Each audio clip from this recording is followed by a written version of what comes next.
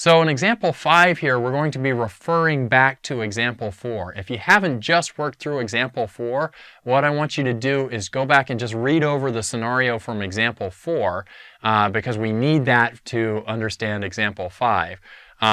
What this company was doing is they're interviewing applicants for a job, and they have 3 openings. So they want to keep interviewing until they get 3 people worthy of their openings.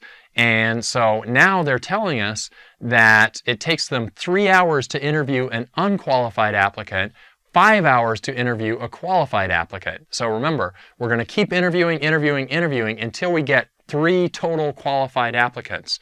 So let's think about how long that will take and try to set up a formula for that.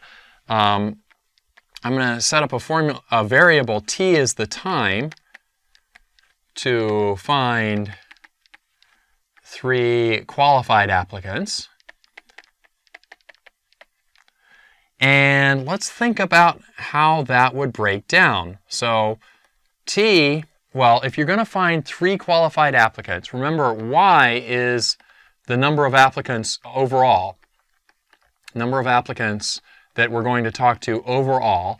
Some of them are qualified and some of them are not. Y is the total number of applicants. And we're going to keep interviewing until we find 3 good ones. What that means is if we talk to Y people total and there are 3 good ones, then there are Y minus 3 bad ones.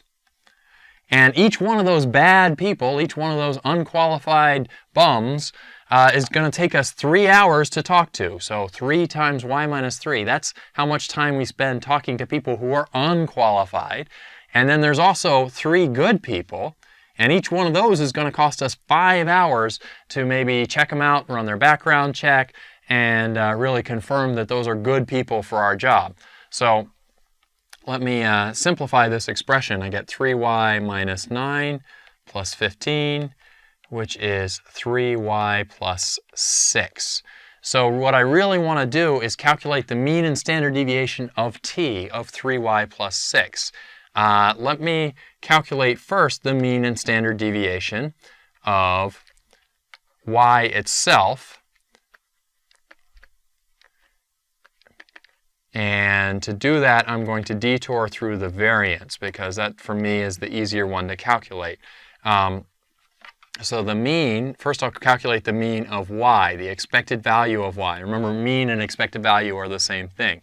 And the formula we have for that is r over p. That was one of our earlier formulas. I think it was on the 3rd slide of this lecture. That's for the negative binomial distribution. The variance, v of y, is rq over p squared. Now, we already have our values for r and p and q. Let me remind you what they are here. The p was the probability that any given applicant has the skills. So that's 10%. That's 1 over 10. Q is always 1 minus p. So that's 9/10.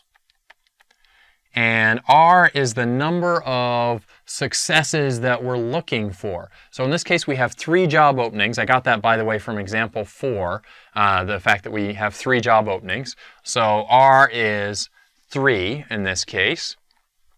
So let me go ahead and calculate this mean and variance using those numbers. 3 divided by 1/10 is 3 times 10, so that's 30. R here is 3, Q is 9/10.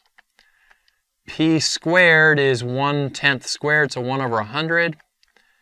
So that's 100 times 27 over 10, doing the flippity-flippity over 100. So that's 10 times 27, that's 270. 270. But that's the variance and the mean of y, not of t. In order to find the mean and variance of t, we have to remember a couple rules of probability here. So let me remind you what those were. The expected value of ay plus b, expectation is linear. So it's a times e of y plus b. Variance is not linear. Variance of ay plus b. The interesting thing is that the b does not affect it at all. Essentially, variance measures how much a variable wobbles. And if you take a variable and just kind of move everything over, that doesn't change how much it wobbles. And so there's no b in the answer. It's a squared times v of y. So we're going to use those two values to help us calculate the mean and the variance of t. So e of t, remember t was 3y plus 6. Work that out up above there. E of 3y plus 6, which using my little formula over there is the a is 3. That's a, that's b. So it's 3 e of y plus 6. Now, the e of y was 30, so that's 3 times 30 plus 6, which simplifies down to 96. Our units here are hours. So we get 96 hours is the expected time that it will take this company to interview all these people and get 3 qualified applicants. The variance, which is not really what we're looking for. We're looking for the standard deviation, but it's very useful to find the variance because then you can just take the square root of that to find the standard deviation. The variance of 3y plus 6. Now I'm going to use my formula for a squared v of y. So that's 9 times v of y, which is 9 times 270. I'm going to leave that factored because the next thing I'm going to do is take its square root, and it'll be easier to do if it's factored. So let me find the standard deviation now. Standard deviation of that is always the square root of the variance, v of t. And so that's the square root of 9 times 270. This is why I left it factored, is I can pull out 3 square roots of 270. And you know what? I can pull out another 3 because there's still a factor of 9 under there. So 3 times the square root of now 30. 9 square roots of 30. 9 square roots of 30. That's not going to get any better until I pull out a calculator. And I did throw that into my calculator. I got 49.295 hours. That was, of course, an approximation. But that's my standard deviation in the time that the company should budget to conduct all these interviews. So that answers both of the questions that we were posed there. Let me show you where those all came from. First of all, the basic parameters of this problem came from example 4. So if you're a little mystified as to where these numbers up here came from, just go back and look at example 4. The premise of that problem was that 10% of the people we're interviewing are actually qualified. So we have a 10% chance of success every time we invite someone in to the office. And that means we have a 9/10 chance of failure. 9/10 of the people don't have the right skills for this particular job. And we have 3 job openings, so that's where the r equals 3 comes from. Now the tricky part here is to set up an expression for the time to find the 3 qualified people that we're looking for.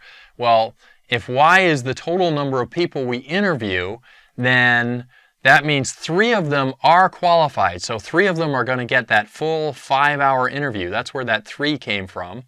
And then all the rest of the people are unqualified. So that's y minus 3 people are left over, and they're going to get the shorter interview, the 3-hour interview, before we realize that they're unqualified. And so now if you just simplify the arithmetic there, it simplifies down to 3y plus 6. And we're going to have to find the expected value and the standard deviation of that. So I dredged up a couple of old and very useful rules on expectation and variance. Expected value of ay plus b is, since expectation is linear, it's just a times the expected value of y plus b.